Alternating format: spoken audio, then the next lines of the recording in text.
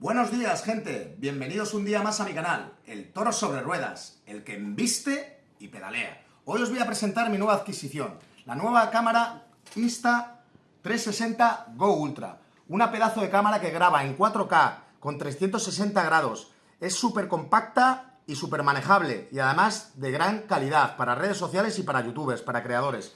Viene con distintas cosas en el interior. Como podéis ver, viene con la cámara, efectivamente, un mini trípode, también para el uso en redes sociales y para grabar, y luego tiene otros dos tipos de estantes, ¿vale? Esperemos que esta cámara me dé una mejora en calidad y pueda ayudarme sobre todo para mejorar los vídeos y para ganar más suscriptores, pero como siempre sabéis, depende de vosotros, así que os recomiendo muy firmemente que os suscribáis a mi canal y que no me paréis de seguir y dar a la campanita y suscribiros, ¿vale? Así que os mando un abrazo para este año nuevo. ¡Vamos, toretes! ¡Un abrazo!